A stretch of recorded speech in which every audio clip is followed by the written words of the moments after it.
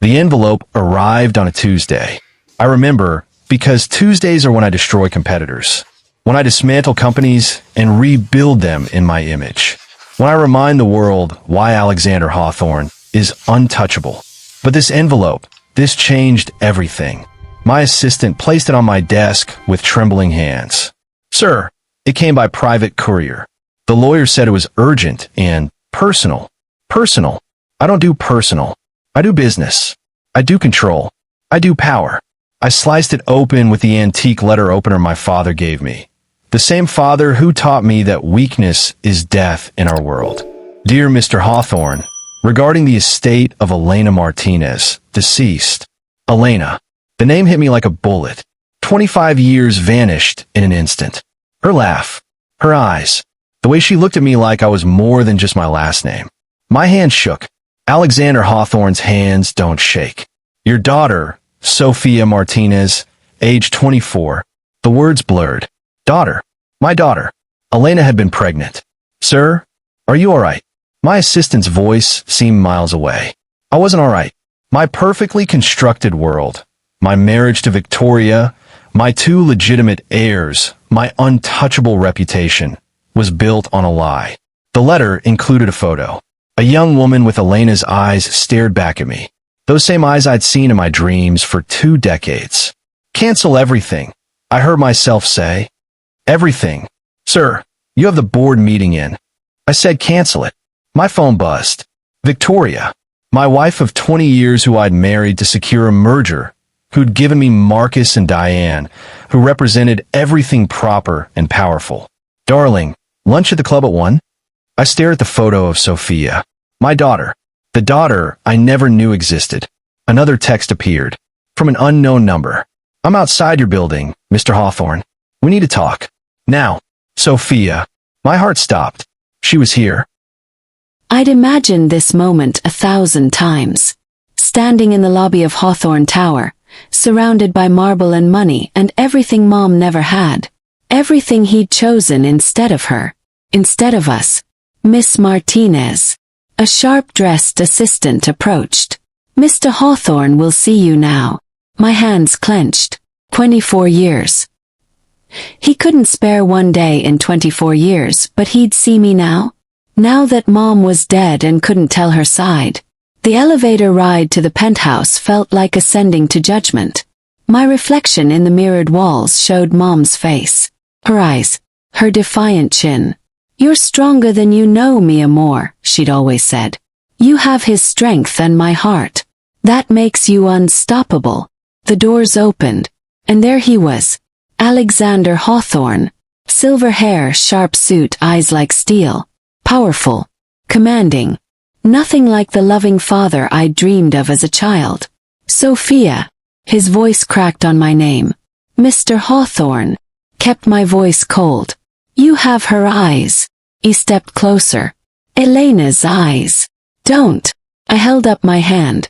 "Don't say her name like you have the right." "I didn't know." His composure shattered. "I swear to you I didn't know about you. Your mother never told me. Because you abandoned her." My voice echoed in the massive office. "She loved you and you chose this." I gestured at the empire surrounding us. "You chose money. That's not what happened." "Then what did happen?" I pulled out Mom's letters. Because these tell a different story. The story of a woman who loved a man who didn't love her back. He reached for the letters and our hands touched. Electricity. Instant and shocking. We both jerked back. "I loved her," he whispered. "I loved her more than anything. But my father. He told me she'd taken money to leave. That she never wanted to see me again." "Liar." "I have the documentation." He moved to his desk, pulled out a file. "He paid her $50,000. She signed. To pay for her mother's cancer treatment." Shouted. "She had no choice. She was pregnant and alone and desperate. And your father threatened to destroy her family if she ever contacted you." The color drained from his face. "My God," he breathed. "What did he do?" The door burst open. A woman in Chanel stood there, blonde and cold and everything mom never was. Alexander, who is this girl and why is she in your office? His jaw tightened. Victoria, meet Sophia. My daughter. Victoria's face went white, then red. Then she smiled like a shark. How absolutely interesting. The past has teeth. I sat in my study, surrounded by 25 years of lies. My father's files, bank statements, private investigator reports. He'd been thorough. I'd give him that. Subject, Elena Martinez. Status, neutralized.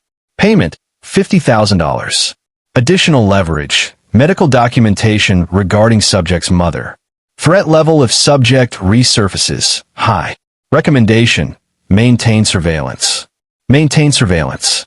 He'd been watching her. Watching them. Dad. I looked up. Marcus stood in the doorway, my legitimate heir. 22, Harvard MBA, cold as ice. Everything I'd trained him to be. Is it true? He asked. You have a bastard daughter? Watch your mouth. Mother's hysterical. Diane's calling lawyers. The board wants an emergency meeting. He stepped closer. This could destroy everything we've built. Everything I built, I corrected. You've built nothing yet. His eyes flashed. Good. I'd raised him with fire. She wants money, Marcus said flatly. They always do. She's not after money. She came for answers. Then give her answers and send her away. Pay her off. Make her sign an NDA. He pulled out his phone. I can have the paperwork ready in an hour. I stood, walked to the window. Somewhere out there, Sophia was in the guest house I'd insisted she stay in. Against Victoria's protests. Against logic. She's your sister, Marcus. She's a threat. She's family. Family. Marcus laughed. You taught me family is a business asset. Love is leverage. Trust is liability. Your words, Dad. Your rules. Had I said those things? Yes. Yes, I had. I was wrong. The words felt foreign in my mouth. Marcus stared at me like I'd grown a second head. What's happening to you? What was happening? Since Sophia walked into my office, I felt like I was waking from a 25-year coma, seeing colors I'd forgotten existed. My phone buzzed. A text from Sophia. Found more of Mom's letters. We need to talk. Tonight. Alone. I have to go, I told Marcus. Dad, don't do this. Don't let some girl. She's not some girl. She's my daughter. And unlike you, she doesn't want anything from me but the truth. I left him standing there, the son I'd molded into my own image. This stranger. The guest house glowed in the twilight. Sophia sat on the porch, surrounded by letters. Her dark hair caught the last rays of sun. God, she looked like Elena. She never stopped loving you, Sophia said without looking up. Every letter. For 24 years. She never stopped. I sat beside her, not trusting myself to speak. Did you love her? She asked. Really, more than I've loved anything before or since. She handed me a letter. Elena's handwriting. I recognized it instantly. My dearest Alexander, Sophia turned 5 today. She has your eyes, your smile, your stubborn streak. 20 years of birthdays. 20 years of Elena raising our daughter alone, writing letters she never sent, loving a man who thought she'd betrayed him. I'm so sorry, I whispered. Sophia's hand found mine. That electricity again. Stronger this time. We both felt it. Both pulled away. We should go inside, she said quickly. It's getting cold, but we both knew cold had nothing to do with it. Living in his house was a mistake. I knew it the first morning I came down for coffee and found him in the kitchen, cooking breakfast. Alexander Hawthorne, billionaire CEO, making eggs. You cook? Yes. Elena taught me. He smiled, and for a moment he looked young. She said any man who can't feed himself isn't really a man. She did love her philosophies. He handed me a plate. Our fingers brushed. That feeling again, electric, wrong, confusing. Sophia, I want to get to know you. Really know you. Not as some obligation but as my daughter. Daughter. The word should have felt natural. Should have felt right. So why did my heart race when he said it? I'd like that, I managed. The next 2 weeks were dangerous. We'd have dinner together. Long conversations about Mom, about art, about everything. He'd show me his world, The business empire, the power plays, the ruthless decisions. And I'd show him mine. My paintings, my dreams, the life Mom and I built from nothing. "You're talented," he said one evening in my temporary studio. He stood close, studying my latest piece. "Extraordinary." Mom encouraged it. Even when we had nothing. She always saw beauty where others saw nothing. His voice dropped. She saw something in me no one else did. Turned. He was inches away. Close enough to see the silver in his stubble. The pain in his eyes. The way he looked at me like he looked at me in Mom's letters. "Alexander," I whispered. "I see her in you," he said softly. "Every time you laugh. Every gesture. It's like she's here again. I'm not her. I know." But he didn't step back. "Sophia, The door burst open. Diane, his legitimate daughter, stood there with her phone raised. "How touching," she sneered. "Should I tell the media daddy's getting cozy with his newfound bastard? Or should I tell Mother?" Alexander's expression went cold. "Get out, Diane. You're going to ruin everything for some charity case. She's your sister.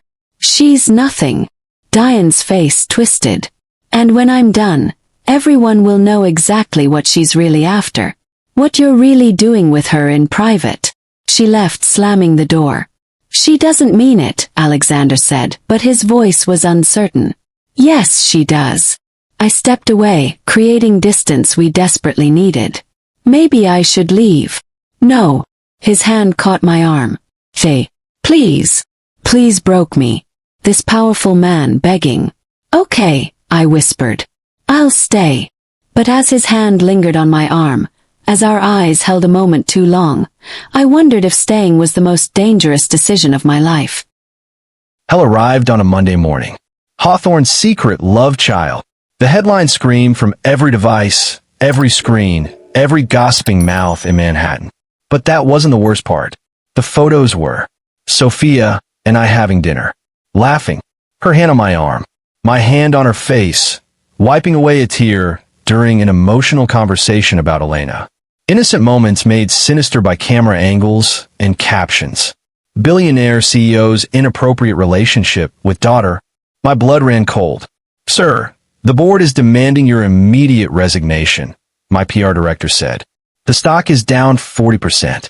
And there are questions about the nature of your relationship with Miss Martinez." "Questions?" I roared. "She's my daughter." "The photos suggest otherwise." I looked at the images again. The way I looked at her. The way she looked at me. God help us, they weren't entirely wrong about the chemistry. But the relationship they were suggesting. Get Sophia. Now. We're holding a press conference. "Sir, that might not be."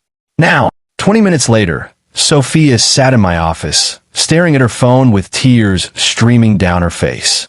"They're saying we're..." She couldn't finish. "Alexander, people think we're..." I know. I wanted to hold her. Couldn't. Every gesture would be scrutinized now. "Sophia, I'm going to claim you publicly. As my daughter and heir. I should have done it immediately. Your wife will leave you. Your children hate me. The board wants you gone. Your empire can burn." The word surprised even me. "You're more important." "Don't say that." She stood, backing away. "Don't throw away everything for me. For you, I would." The air between us crackled. That dangerous electricity. We both felt it, both fought it, both knew we were losing the battle against something we couldn't name. Victoria appeared in the doorway, Marcus and Diane flanking her like sentries. "Alexander, we need to talk about damage control," Victoria said coldly. "The girl needs to leave. Tonight. We'll issue a statement that she was a fraud, that DNA tests proved. She's my daughter." I slammed my hand on the desk. "And I will claim her publicly. Today. You'll destroy us all," Marcus said flatly. "Then we'll be destroyed together. As a family." "She's not family," Diane shrieked. "And everyone can see what she really is. What you really want from her. It's disgusting." Sophia flinched like she'd been slapped. "Get out," I said quietly. "All of you." "Alexander," Victoria began. "Get out." When they'd gone, Sophia collapsed into a chair. "Maybe they're right," she whispered. "Maybe there is something wrong with us. With this." She gestured between us. The way we look at each other. The way I feel when you're near me. It's not normal. It's not. Don't. I knelt before her, took her hands. Wrong. This was wrong. But I couldn't let go. Sophia, whatever this is, we'll figure it out. Together. Her eyes met mine, and I saw everything I felt reflected back. Fear, confusion, and something deeper. Something neither of us could admit. My phone rang. The board chairman. The vote is tonight, he said. Resign voluntarily, or we'll remove you. And Alexander? Keep that girl away from you. The optics are unfortunate. I looked at Sophia, at the daughter I'd just found, at the woman who made me feel alive for the first time in 25 years. I'll see you at the meeting, I said, and I'm bringing Sophia. The board meeting was a massacre. Mr. Hawthorne, your relationship with this young woman is inappropriate at best, criminal at worst, the chairman declared. The company cannot survive this scandal. She's my daughter. Alexander's voice was steel. And I'm making her an heir. With full voting shares. The room erupted. You can't be serious. Marcus jumped up. She's been here 3 weeks. I've given this company my entire life. And learned nothing about humanity in the process. Alexander shot back. I sat silent, watching my existence destroy a family. An empire. Daddy. Diane's voice was poison-sweet. We hired investigators. They found some very interesting things about Sophia's past. My stomach dropped. 3 years ago, Sophia was arrested for art fraud, selling fake paintings. She served community service. Dan smiled. Sounds like she learned how to scam people from her mother. That's not true. Understood. Those charges were dropped. The real forger confessed. After you'd already been arrested. Fingerprinted. Booked. Marcus pulled out documents. Face it, you're a con artist. And you saw an opportunity with a lonely, grieving old man who looks at you like, enough. Alexander's roar silenced the room. But the damage was done. Every board member now looked at me like I was a predator. Sophia, wait outside, Alexander said quietly. No, I'm not running. Please. His eyes begged. Trust me. I left but stood by the door listening. Gentlemen, I built this empire from rubble. My father left me debts and scandals, and I turned it into a dynasty. So I will say this once. Sophia stays. She becomes an heir. And anyone who objects can tender their resignation effective immediately. Silence. But Alexander, the chairman said carefully, surely you can see how your intensity regarding this girl is concerning. The way you look at her. The way you defend her. It goes beyond paternal affection. How I look at my daughter is none of your concern. It is when it tanks our stock price. When it raises questions about your judgment. About what's really happening in that mansion of yours. I heard something crash. Alexander losing control. Get out. All of you. You're all fired. You can't fire the entire board. Watch me. Chaos erupted. Shouting. That. Legal jargon. The door opened. Victoria stood there, elegant and deadly. Walk with me, Sophia. It wasn't a request. We ended up in a private office. She closed the door, locked it. Do you love him? She asked bluntly. He's my father. That's not what I asked. She stepped closer. I've been married to Alexander for 20 years. I know what desire looks like on his face. And I see it when he looks at you. You're crazy. Am I? She pulled out her phone, showed me photos I hadn't seen. Moments captured when we thought we were alone. The way Alexander touched my face. The way I leaned into him. The heat in our eyes. This isn't paternal love, Sophia. This is obsession. And it will destroy both of you. Nothing's happened. I insisted. We've never. Yet. Victoria's smile was cold. But you want to. Can see it. So can the entire world. I should leave. Too late for that. The media would spin it as confirmation. No, you're trapped now. In this house, with a man who looks at you like you're Elena reborn. Tell me, does he call you by her name when you're alone? Does he see you at all, or just the ghost of his lost love? The words cut deep because they echoed my own fears. What do you want from me? I asked. The truth. Do you have feelings for him? Real feelings. I thought of every moment, every touch, every time my heart raced when he entered a room. I don't know, I whispered. I don't know what I feel anymore. Then figure it out, before this obsession burns both of you alive. She left me there, alone with the photos and the horrible, terrifying truth. I didn't just see Alexander as my father, and he didn't just see me as his daughter. The night everything almost shattered began with scotch. Sophia found me in the study, 3 glasses deep, staring at photos of Elena. Rough day, she tried to smile. I fire my entire board. My wife is filing for divorce. My children hate me, and the media is suggesting I couldn't finish. In love with your daughter. She said it. Finally. They're suggesting you're in love with me. The words hung between us like smoke. Are you, she asked quietly, in love with me? You're my daughter. That's not an answer, Alexander.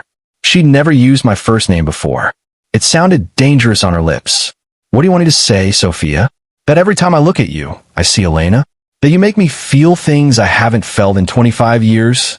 That sometimes I forget you're my daughter, and I just see a beautiful, brilliant woman who... I stopped. God, what's wrong with me? Nothing's wrong with you. She moved closer. Too close. Because I feel it too. The confession hung between us. Sophia, no. We can't. This is... wrong. Sick. Forbidden. She laughed bitterly. I know all the words, Alexander. But it doesn't change how I feel when you look at me. How my heart races when you're near. How I dream about... She stopped, horrified. I'm sorry. I shouldn't have said that. I dream about you too. The admission came out broken. And I hate myself for it. We stood frozen, inches apart, both fighting every instinct. Maybe it's not real, I said desperately. Maybe you're confusing wanting a father with. Don't patronize me. I know what I feel. What if I'm just replacing Elena? What if I'm projecting? Then let's find out. Her hand touched my face. Every nerve ending screamed wrong. Every cell screamed run. I leaned in any way. Our lips were a breath apart when the door opened. Marcus stood there, phone raised, recording. Got it, he said coldly.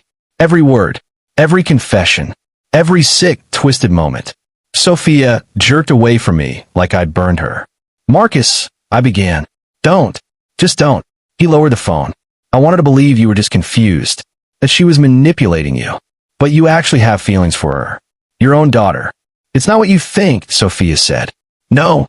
What do I think, Sophia? That my father is having an inappropriate relationship with his long-lost daughter? That's exactly what I think. What everyone thinks. And now I have proof. We didn't do anything. I roared. You were about to. I saw it. The whole world will see it. Marcus's face twisted. How could you? How could either of you? This is disgusting. Sophia ran. Just fled the room, tears streaming. Sophia, wait. I started after her. Marcus blocked my path. Let her go. For God's sake, let her go. Before you destroy whatever's left of both of you.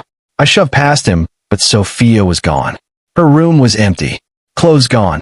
Suitcase missing. On the bed, a note in her handwriting. We need time apart. To figure out what's real and what's just grief and confusion. I'm sorry. I'm so sorry. I collapsed, the note crumpling in my fist. What had I done? What had we almost done? Barcelona was where Mom went to escape. So that's where I ran. Her hometown. Her roots. The place she'd told me about in stories, before cancer stole her voice. I rented a small apartment near the Gothic Quarter. Spent my days painting. My nights crying. And trying to understand what the hell had happened between Alexander and me. Sophia Martinez. An elderly woman stood at my door. I'm Carmen. I was your mother's best friend. She had letters, photos, stories I'd never heard. Your mother loved Alexander with everything she had, Carmen said over coffee. But she knew he loved her the same way. They were soulmates, those two. Then why didn't they fight for each other? His father, evil man. He threatened Elena's family, her mother's treatment, everything. Said if she ever contacted Alexander again, he'd destroy everyone she loved, including you. Carmen touched my hand. She gave up her happiness to protect you. Alexander didn't know. His father told him Elena took money and ran, that she never loved him at all. He died believing she'd betrayed him. He showed me more photos. Young Alexander and Elena, completely in love. Your mother hoped one day you'd find him. Tell him the truth. Let him know about the daughter he had. I did. But now everything's complicated. Because you see your mother in him. And he sees your mother in you. Carmen's eyes were knowing. But Sophia, you are not Elena. And he is not just Alexander to you anymore. The feelings are confused, tangled. But they're not wrong. Just misplaced. Over the next weeks I painted. Read Mom's letters again with new eyes. In every letter, she wrote about me being Alexander's daughter. About family. About the father I deserved to know. Never once did she write about a romantic connection between us. Because there shouldn't be one. I'd confused grief with attraction. The father figure I'd always wanted with romantic feelings. And Alexander had confused me with Elena. His lost love. We weren't in love with each other. We were in love with what we represented to each other. My phone rang. Alexander. I'd ignored his calls for 6 weeks. This time I answered. Sophia. His voice broke. Please come home. It's not my home. It could be. As my daughter. Family. Real family. He paused. I've been seeing a therapist. Working through everything. The grief over Elena. The confusion about you. About us. Us. There is no us. Not like that. Not ever. His voice was firm now. You're my daughter. My child. And I failed you by confusing grief and longing with something it should never have been.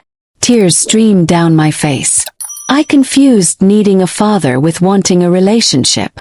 I know. And that's on me. I'm the adult.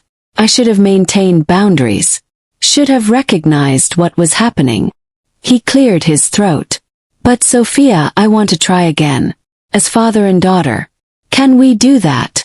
I don't know if we can undo what almost happened. We don't undo it. We acknowledge it, learn from it, and move forward. Together. As family. I looked at Mom's photo on my wall. At the letters spread across my desk. Dad! The word felt strange.